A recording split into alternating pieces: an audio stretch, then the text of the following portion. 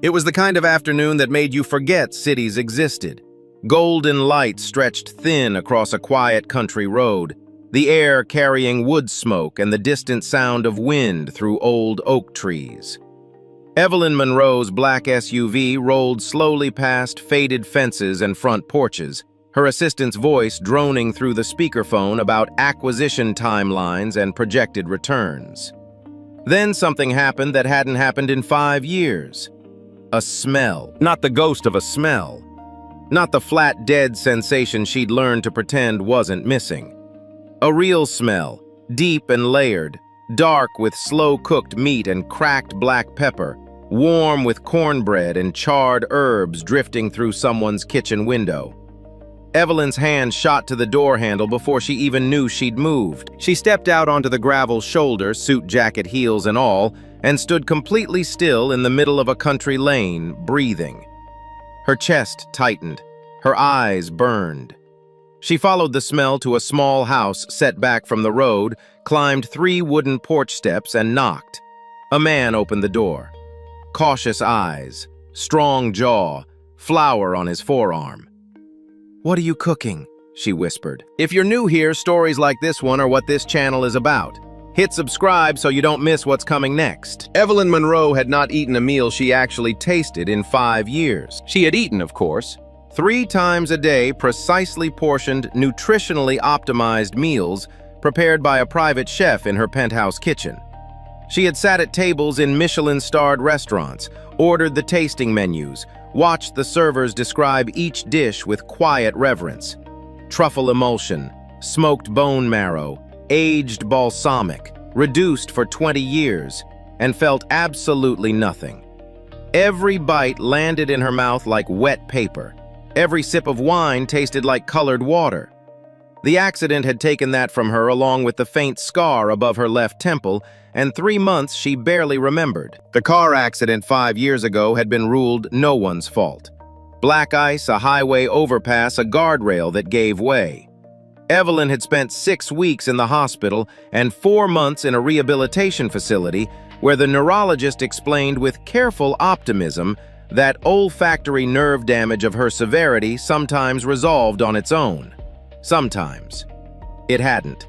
What remained of her senses of smell and taste were fragments, occasional shadows that vanished before she could be certain they were real. What the neurologist had not documented because Evelyn had never told anyone was what those 4 months of recovery had done to the rest of her. She had returned to Monroe Dining Group before she was ready. She had sat at her desk while her hands still shook and signed whatever Richard Vail placed in front of her: contracts, approvals, letters of intent, acquisition frameworks, working through stacks of documents the way a machine processes inputs. She had not read them carefully. She had not had the capacity to. She had simply kept the company alive the only way she knew how: by not stopping. That was the version of herself she had buried. The woman who signed without reading. The woman who had let herself be managed. Now at 41, Evelyn ran Monroe Dining Group with the precision of someone who had replaced feeling with competence. She was respected. She was feared in the quiet way powerful women are feared in boardrooms, not openly, but in the way men chose their words more carefully around her, in the way meetings started exactly on time when she was present. She wore her control like a second skin. She had simply learned to live without the thing that had once made her love this industry in the first place. Richard Vail had been with Monroe Dining Group for 7 years. As executive vice president, he occupied the seat directly to Evelyn's right in every meeting, which meant he was also the first person she turned to when she needed something handled. He was polished, efficient, and generous with credit when credit cost him nothing. 8 months ago, he had proposed the Community Expansion Project, a new culinary center in the rural outskirts southwest of the city. He said a chance to bring the Monroe brand to underserved markets. He had presented the site surveys, the demographic data, the projected returns. He had arrived at Evelyn's office with the framework documents already prepared, already tabbed for signature. She had approved it. She had not asked who currently lived on that land. She had not asked because Richard had not made it a question worth asking. Caleb Brooks was 38 years old, and had lived in the same house his mother had cooked in for the last 12 years. He was a large man, broad-shouldered, deliberate in the way he moved, the kind of person who took up space without demanding attention. During the day, he repaired HVAC units across 3 counties, driving a work truck with a cracked dashboard and a pine air freshener that had long since stopped smelling like anything. In the evenings, he came home to his daughter and he cooked. His daughter Maya was 9. She had her father's calm eyes and her grandmother's habit of narrating whatever she was doing out loud. "Now I'm adding the butter. Now I'm waiting. Now I'm checking if it smells right." She was the reason Caleb kept the old recipe book propped open on the counter, even when he already knew every recipe by heart. She needed to see that the words were real, that they belonged to someone. The recipe book had been his mother's, handwritten, grease-stained, held together with a rubber band, and on the spine a strip of masking tape on which she had written in careful cursive, "Home." The community where they lived was not a slum or a forgotten place. It was a quiet stretch of county road lined with old-growth trees and vegetable gardens and neighbors who knew each other's names and histories. It was the kind of place that cities swallow when they expand outward, not because anyone decides to destroy it, but because no one in the right meeting room remembers it exists. The property survey had placed the acquisition site 40 minutes outside the city, down a 2-lane road that narrowed as it went, flanked by old-growth trees and rusted mailboxes. Evelyn had not planned to make the drive herself. She had a team for site visits. But Richard had suggested, with the particular smoothness he used when he wanted something to seem like her idea, that a personal visit would signal commitment to the board before the final vote. So she had told her driver to take the rural route and spent the first 30 minutes reading acquisition briefs on her tablet. She was mid-sentence in a revenue summary when the smell reached her. It came through the 2 inches of open window she allowed for air, a habit developed after the accident when her therapist suggested regular exposure to outdoor air might help stimulate recovery. For 5 years, it had delivered nothing. Coffee shops she walked past without registering, bakeries, gardens rain on hot pavement, all of it sealed behind the damage in her brain like a room she no longer had the key to. This was different. It arrived in layers. First, the low, dark base of something slow-cooked meat that had been in a pot for hours, deeply savory. Then, black pepper cracked, not ground sharp enough to prickle at the edges of her awareness. Then something herbal and slightly burnt, the way dried thyme smells when it hits a dry pan a second too long. And underneath all of it, sweet and warm and immediate cornbread fresh from the oven. Evelyn's tablet slid from her hands. She became aware of herself standing on the gravel shoulder of the road, one hand pressed flat against the warm metal of the SUV, completely still. The afternoon light was long and gold. She breathed in slowly through her nose, long, deliberate, controlled, and the smell did not disappear. "It's real," she thought. "It's actually real." She followed it up the unpaved path toward a small wooden house set back from the road behind a sprawling oak tree. A vegetable garden ran along the left side. A child's bicycle leaned against the porch railing. From the open kitchen window, the smell poured out like warmth itself. She climbed 3 porch steps and knocked. Caleb opened the door. Tall, broad, wearing a gray t-shirt with a dish towel tucked into the waistband of his jeans. Flour on his forearm. Wariness in his eyes. He looked at her, then at the SUV on the road behind her. His jaw tightened almost imperceptibly. "Can I help you?" Evelyn opened her mouth to say something professional. Instead, what came out was barely above a whisper. "What are you cooking?" Confusion replaced suspicion in his expression for just a moment. He studied her face. Whatever he saw there made him hold the door without closing it. "Why?" he said. She didn't have an answer. For the first time in 5 years, she didn't need one. Caleb did not invite her in. He stood in the doorway and waited while the woman in the expensive clothes tried to explain something she clearly did not have the language for yet. She said she had smelled the food from the road. She said it was the first time in 5 years she had smelled anything clearly. She said she knew it sounded insane. He told her it did sound insane. She agreed. She did not leave. From somewhere inside the house, Maya appeared at her father's elbow, looking up at the woman on the porch with open, uncomplicated curiosity. "What's your name?" Maya asked. "Evelyn." "I'm Maya. We're having stew." Caleb put his hand gently on Maya's shoulder and moved her back from the door without taking his eyes off Evelyn. He had seen enough of the company's representatives in recent months to recognize the type, polished, purposeful, arriving with the energy of someone who had already decided what was going to happen. But there was something else underneath it. She looked like someone standing at the edge of something they didn't understand and couldn't walk away from. He let her stand in the doorway, not inside, just out of the wind. She stood there for several minutes without speaking, eyes half closed, breathing slowly. When she finally opened her eyes fully, they were bright in a way that looked involuntary. The brightness of someone trying not to cry in public and not entirely succeeding. "Thank you," she said quietly. Then she turned and walked back down the path. Caleb watched her go. He noticed as the SUV pulled onto the road, the Monroe Dining Group logo on its side. He stood on the porch for a long moment after the vehicle disappeared. Then he went back inside and looked at his mother's recipe book, open to the page for slow-cooked beef stew with black pepper and dried thyme, and felt the first low pull of something he did not want to name. Back in the SUV, Evelyn opened her laptop and pulled up the acquisition file for the Southwest Rural site. She had approved the initial framework 7 months ago. She had not looked at the site maps closely. She did it now. The parcel outlined in red covered 12 residential properties. The house at the corner of County Road 7 and Miller Lane, the one with the vegetable garden and the oak tree and the bicycle on the porch, was marked simply as Unit 4, occupied, acquisition pending. She scrolled to the project timeline. Final board vote 3 weeks. Demolition commencement 60 days after approval. Estimated resident displacement 47 individuals across 12 households. 47 people, 12 houses. One kitchen that smelled like the first real thing she had felt in 5 years.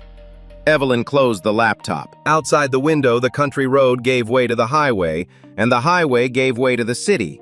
And the city closed around the SUV like it always did, tall and gray and certain of itself. She did not feel certain of anything. She went back 3 days later. She drove herself this time in a smaller car without the logo. She wore jeans and a plain white shirt and told herself this was not a significant decision. She parked on the gravel shoulder and walked up the path and knocked. Caleb opened the door, recognized her immediately, and did not change his expression. "I'm not interested in whatever you're offering," he said. "I haven't offered anything yet." "You will." He was not wrong. She had spent 2 of the past 3 days constructing an offer a fair market rate for his cooking, a private arrangement, nothing public. She had the figure ready. It was generous. She did not say it. Instead, "I know how this looks. I know you have no reason to trust me. I'm not asking you to." She paused. "I just want to know if what I smelled was real. I need to be in that kitchen for a few minutes. That's all I'm asking." "That's not all you're asking," he said. "You're asking me to believe a woman in a Monroe Dining Group car just happened to stop in front of my house because she liked the smell of my cooking. The logo was on my other car. I saw it the first day." From inside the house came the sound of Maya at the kitchen table, the scrape of a chair, the soft percussion of a pencil tapping. "Daddy, who is it?" "Nobody, baby." Evelyn looked at him steadily. "I lost my sense of smell and taste 5 years ago. Nerve damage from a car accident. I have seen 11 specialists across 4 countries. Nothing worked." She stopped. "Yours was the first smell I have been able to identify clearly since the accident. I don't know why, but I am not here to take anything from you." Something moved behind his eyes. Not softness, more like recalibration. "No photos," he said finally. "No photos. No contracts. No money. No talking about the land." "Agreed. And if I tell you to leave, you leave?" "Yes." He stepped back from the door. She came back every evening that week. She sat at the small kitchen table, the one with the uneven leg that Caleb had wedged a folded piece of cardboard under, and watched him cook. She did not take notes. She did not ask for recipes. She sat with her hands around a glass of water and breathed. The smells came in fragments at first. The bloom of onion hitting butter, the particular dryness of cumin before it absorbed any liquid, the sweetness of corn at the edge of caramelization. Each one arrived separately, like words in a language she was slowly remembering. Maya narrated everything. Now he's adding the garlic. He always adds too much, but I'm not allowed to say that. Grandma's recipe says 1 clove, but Daddy does 3. Caleb told her twice to let their guests sit quietly. Maya reduced volume briefly each time, and then gradually returned to her natural level. On the 4th evening, Evelyn arrived to find a bowl already set at the table for her. She looked at Caleb. He was at the stove, back turned. "Don't read into it," he said. Maya said it. Maya, from the living room doorway, said nothing. But she was smiling in the careful, private way of a child who knows exactly what she did. That night, for the first time, Evelyn tasted salt. It lasted only a moment, but it was real, and she knew it was real, and she sat very still at the uneven kitchen table and did not say a word until she was sure she could speak without her voice breaking. She told herself it was due diligence. That was the word she used when she arranged the appointment with Dr. Patricia Wells, a cognitive neurologist at Hargrove Medical Center who specialized in sensory recovery following traumatic brain injury. On a Tuesday evening, she had quietly transferred some of Caleb's leftover stew into a glass jar and refrigerated it overnight. The next morning, she brought it to Hargrove and submitted to 3 hours of neurological testing, while Dr. Wells asked her to smell and identify a standardized series of compounds. The results were unambiguous. Evelyn's olfactory response to Caleb's food was measurably stronger than her response to any of the clinical stimuli. Her brain activity during exposure showed activation in regions that had shown minimal response in every previous assessment. Dr. Wells leaned back in her chair. "There's nothing chemically unusual about the food itself," she said. "The ingredients are common. The preparation methods are traditional. What we're seeing isn't a reaction to a specific compound." She paused. "What we're seeing is a response to association. Smell is the sense most directly linked to memory and emotion. It bypasses the thalamus and connects almost immediately to the limbic system. What this kitchen appears to be doing is providing a sensory environment that your brain recognizes as emotionally safe. That recognition is reopening pathways that trauma closed." "So it's not the food," Evelyn said. "It's not the food. It's everything around the food. The consistency, the warmth, the human presence. Whatever that kitchen represents to your nervous system, safety perhaps, or something your brain categorizes as home, that's what's allowing recovery to occur. Can it be replicated? Another kitchen? Another cook? Possibly over time. But the brain tends to attach to the specific before it generalizes to the category." Dr. Wells folded her hands on the desk. "My honest recommendation would be to continue whatever you've been doing and don't disrupt it." Evelyn thanked her and left. She did not intend for it to go further than that. She did not know at first how Richard found out. Later, she would understand that he had arranged it himself. A carefully placed call to someone in Dr. Wells's administrative office, framed as a routine media inquiry, enough to confirm the appointment and the general nature of the findings without violating anything outright. Richard was skilled at acquiring information through channels that left no fingerprints.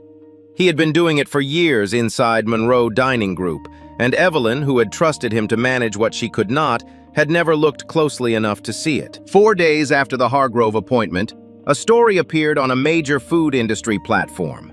Monroe CEO's taste recovery linked to rural black fathers' home cooking. The story was detailed. It included the neurological angle, the emotional safety framing Caleb's name, his neighborhood, his occupation. It framed him as a folk healer, the simple man with the healing kitchen, the working father whose grandmother's recipes had accomplished what modern medicine could not.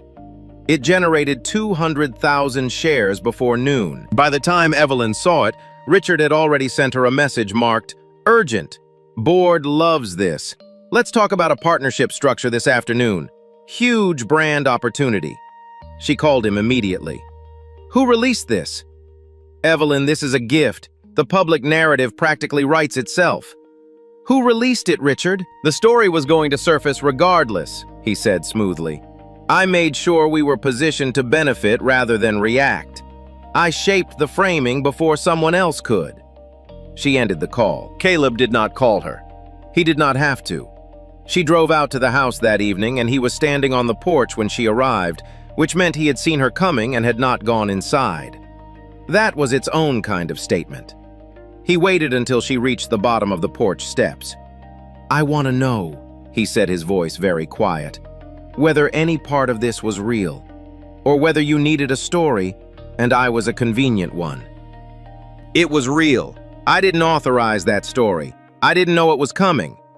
But you had someone test my food." She did not look away. "Yes." "Without telling me?" "Yes." He was quiet. Behind him, through the screen door, she could see the kitchen light was on. She could smell even from the bottom of the steps that he had been cooking. The smell reached her clearly, now arriving fully formed, reliable in the way that very few things in her life had ever been. "With people like you," Caleb said, "everything has a use. Even grief. Even somebody's kitchen." His jaw was tight. "I let you sit at my table. I let my daughter talk to you. And the whole time you were running an experiment." "That's not what it was." "Then what was it?" She didn't answer quickly enough. He went inside and closed the door, not with a slam, but with the firm, final sound of a decision already made. The story ran for 4 days before it mutated. What began as a wellness narrative shifted by the third day into something uglier. A financial commentary blog picked up the acquisition angle, noting that Monroe Dining Group had an active land purchase pending in the same rural area where the story originated. By the 4th day, 3 outlets were running variations of the same question. Was the emotional story manufactured to soften public opposition to a community displacement? Richard moved quickly. He did not issue a denial, he issued a counter-narrative sourced anonymously, suggesting that Caleb Brooks had identified an opportunity and pursued it deliberately. That the story of the healing kitchen was a calculated bid for either compensation or public sympathy that would complicate a legitimate business acquisition. The word he used in the version that reached print was manipulation. Evelyn read it at 6 in the morning and felt something she had not felt in a long time. A specific, focused anger that had nothing to do with business. In the community, the effect was immediate. 3 families who had been quietly negotiating with Monroe's representatives pulled back from discussions entirely. The local hardware store where Caleb bought supplies stopped greeting him by name. 2 neighbors canceled their weekly meal box orders without explanation. 1 did not bother with politeness. Maya came home from school on Wednesday and went directly to her room without stopping in the kitchen the way she always did, that small deviation from routine. That absence of her usual narration was louder than anything she could have said. Caleb found her sitting on her bed with her backpack still on, staring at the floor with the particular stillness of a child processing something too large for her vocabulary. "Someone said you tricked a rich lady," she said without looking up. Caleb sat down next to her. He took a moment before he answered. "People say things when they don't know the full story," he said. "That's not new. Is the full story good or bad?" He thought about it honestly. "It's complicated, which is different from bad." Maya considered this. Then she took her backpack off, set it on the floor, and leaned against his arm. He put his hand on top of her head. They sat like that for a while in the quiet of the room. Evelyn spent 4 days requesting a meeting with Richard and being told he was unavailable. On the 5th day, she stopped requesting and started looking. What she found took 2 days and the help of an outside forensic accountant she had used before for acquisition audits. The structure was not obvious, but it was there. A series of LLC entities incorporated 18 months ago, holding option agreements on 4 parcels of land adjacent to the Monroe acquisition site. The options had been purchased quietly at pre-announcement prices by investors whose names did not appear anywhere in Monroe's documentation, but whose relationship to Richard was traceable through shared legal representation, and a private equity fund that had co-invested with him on 2 previous projects. Richard had not proposed the Southwest rural expansion because it was good for Monroe Dining Group. He had proposed it because Monroe's acquisition activity would drive up land values across the entire corridor, and he held options on the surrounding parcels. The company was the mechanism.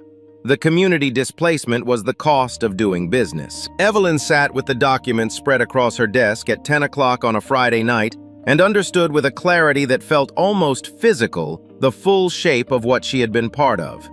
Not just Richard's scheme, but her own absence from it, her own signature on the original framework approval, her own months of not asking the right questions because she had been too hollowed out to ask any questions at all. She thought about Caleb on his porch. She thought about Maya with her backpack still on.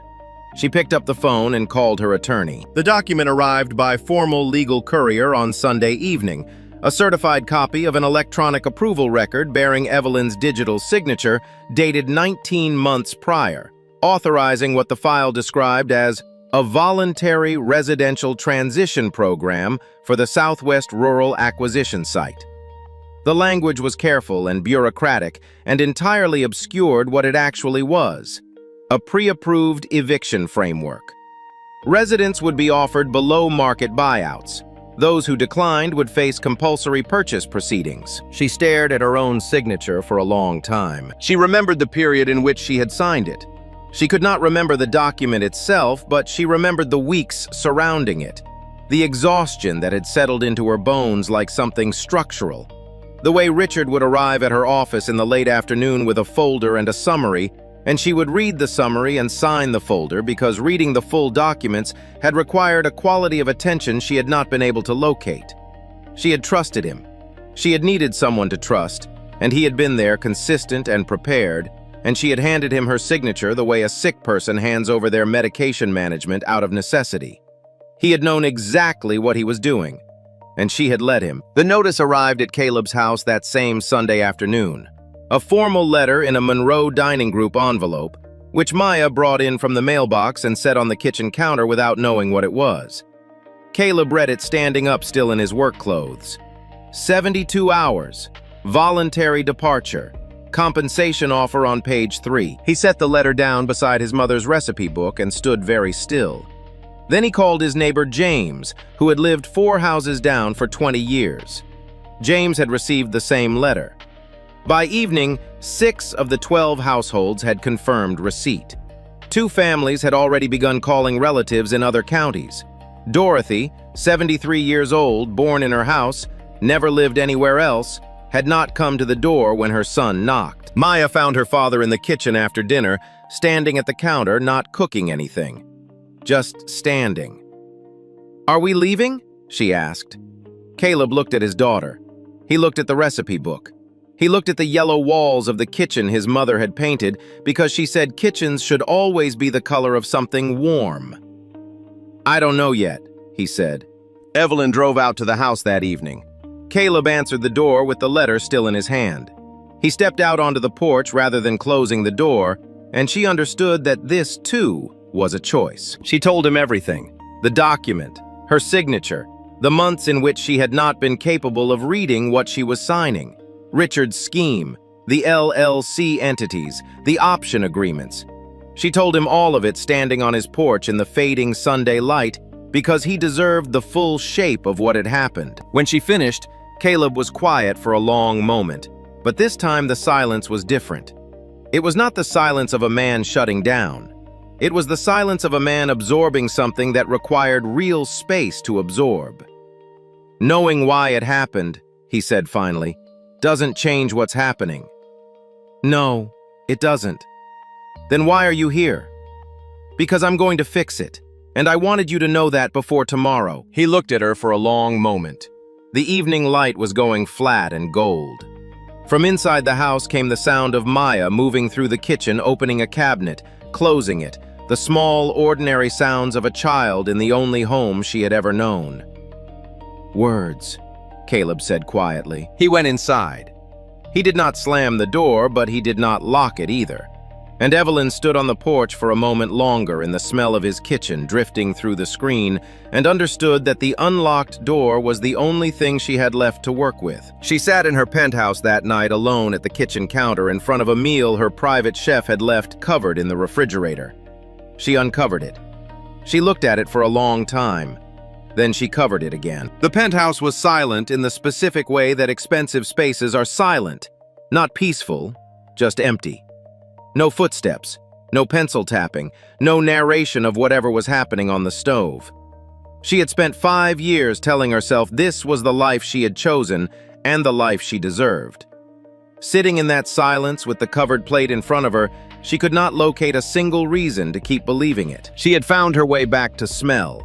She had found her way back to taste, barely tentatively, one fragment at a time. And she had nearly lost the only place that had made either of those things possible, because she had spent 5 years operating a company like a machine and calling it competence. She did not sleep. By 2 in the morning, she was at her desk with a blank document open, building something from scratch. The board meeting began at 9 and turned hostile by 9:14. There were 11 members present. Richard sat at the far end of the table in a charcoal suit, his expression composed in the particular way of a man who had prepared for this and believed his preparation was sufficient. He had arrived early and had already spoken privately to 4 members before Evelyn walked in. She could tell by the way those 4 held their pens, not taking notes, just waiting for something to be confirmed rather than decided. Evelyn set her folder on the table and did not sit down. "Before we move to the acquisition vote," she said, "I need to present information that materially affects the board's ability to make an informed decision." Richard's expression did not change. "Evelyn, the timeline on this. The timeline will wait 14 minutes." She laid out the forensic accountant's findings without editorializing. The LLC entities, the option agreements, the timeline of Richard's private investments relative to his proposal of the Monroe expansion project. She presented it the way she presented every difficult truth, factually, sequentially, without drama, letting the structure of the information do the work. Then she set down the forensic report and picked up a second document. "I also want to address the residential transition approval bearing my signature. I signed that document 19 months ago during a period in which I was not functioning at full capacity following my accident. Richard was aware of that. He used that awareness to move documents through my office that served his private financial interests rather than this company's.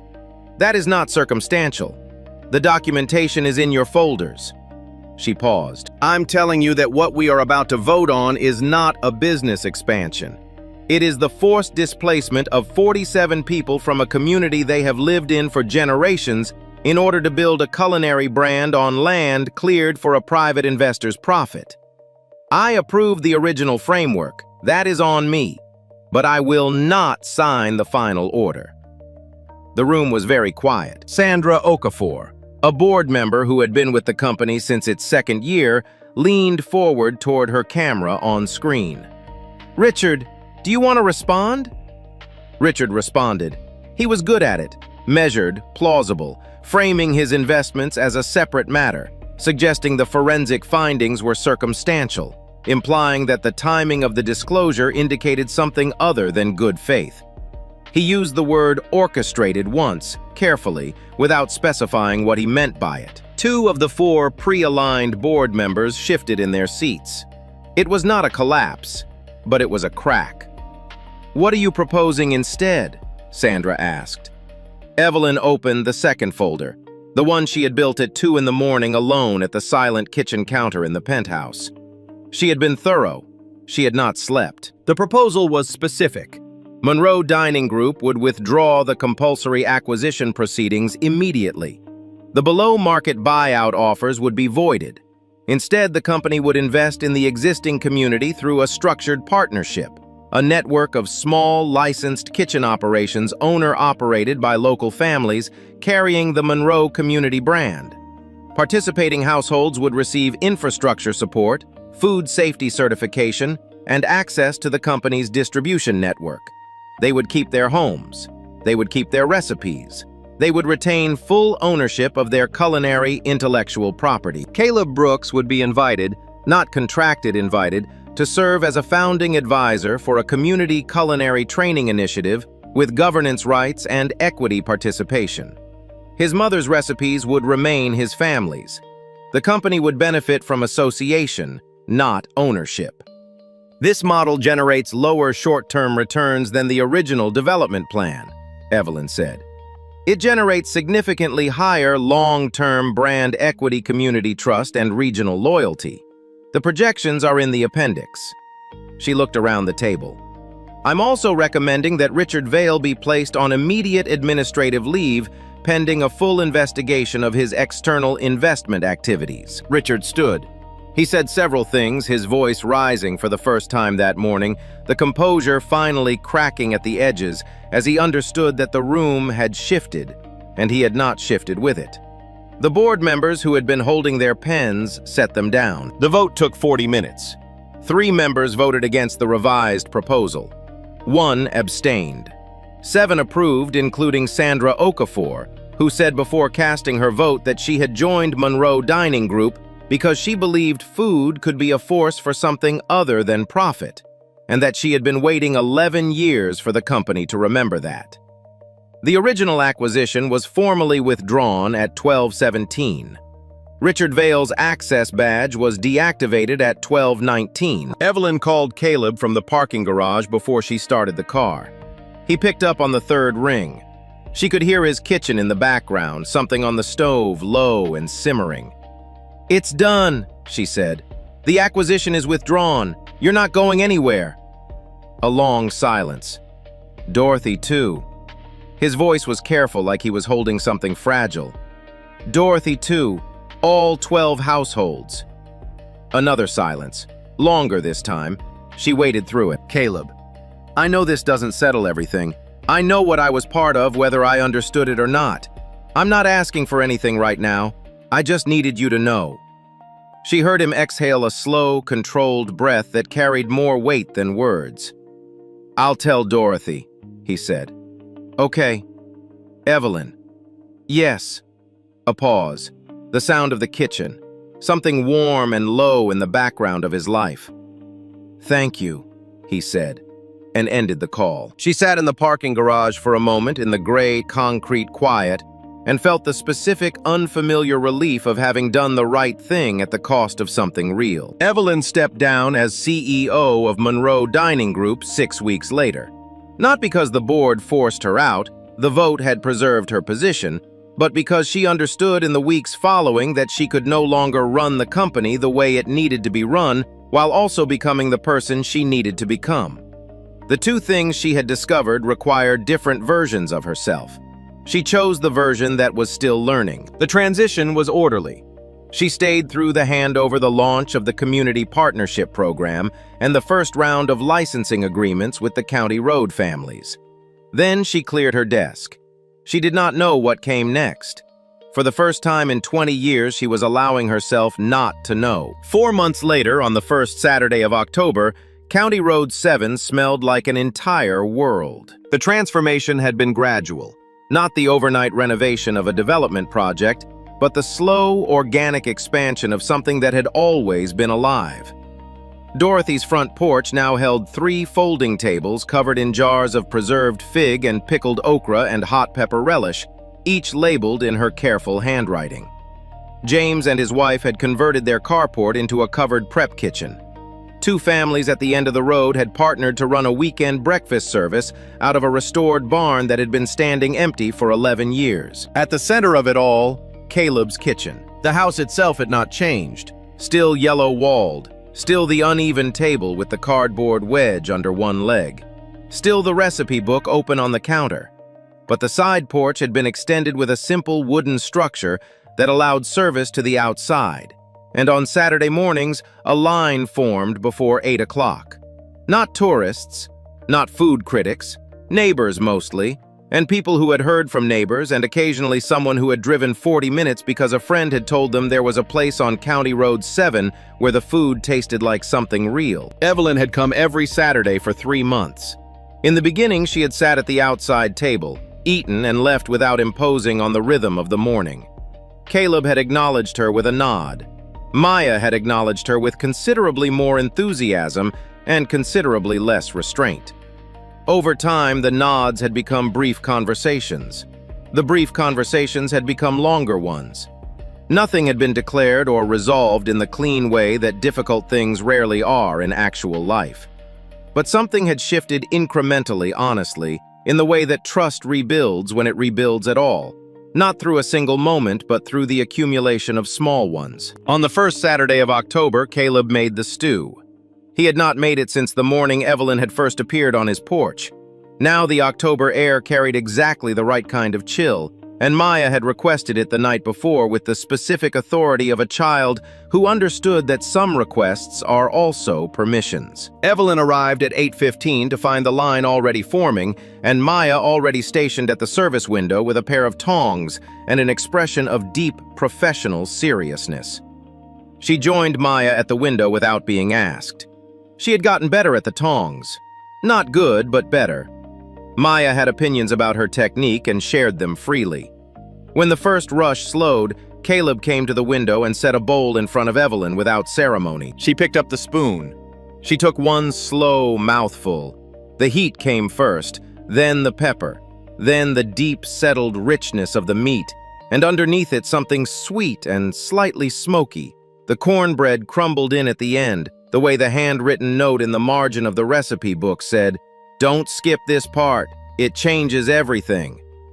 She set the spoon down. Her eyes were bright. Caleb was watching her from across the service window, arms folded, expression careful and open in equal measure. "Well," he said.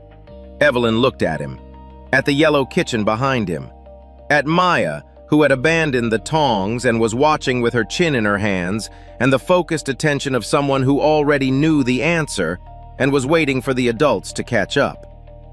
"It's the first time in 5 years," Evelyn said quietly, "that something tasted exactly like it smelled." Something in Caleb's face loosened, not a smile exactly, but the thing that lives just underneath one.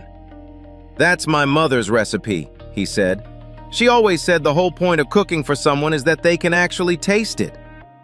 Evelyn looked down at the bowl, then back up at him. "She was right," she said. Maya picked up the tongs with renewed purpose and announced that the next customer was waiting, and Caleb went back to the stove, and the morning continued the way good mornings do, without ceremony, without resolution. Just the ongoing, ordinary fact of people choosing to show up for each other in a kitchen that smelled like something worth coming back to. The recipe book sat open on the counter the way it always did. On the spine, in faded masking tape, in handwriting that had been there longer than any of them, home. There's something this story keeps coming back to underneath all the boardrooms and legal documents and land acquisitions. Evelyn Monroe had everything a person is supposed to want. The title, the penthouse, the power, the private chef. And she couldn't taste a single bite of any of it. Not because of the accident. The accident just made it visible. The numbness had been building long before the crash. In every document she signed without reading, every decision she made without looking at the human face behind it, every evening she spent in a silent apartment, telling herself that control was the same thing as being okay. She didn't lose her senses in that accident. She lost them slowly the way most of us do, one compromise at a time, one shortcut at a time, until the day we wake up and realize we've been going through the motions of a life without actually living inside it. And then there was Caleb. Caleb Brooks didn't have a penthouse. He had a cracked dashboard, a stack of medical bills, and a kitchen with yellow walls his mother had painted because she believed kitchens should always be the color of something warm. He had a 9-year-old daughter who narrated everything out loud, and a recipe book held together with a rubber band and a strip of masking tape that said simply, home. He didn't have much, but every single evening he chose to be fully present in what he did have.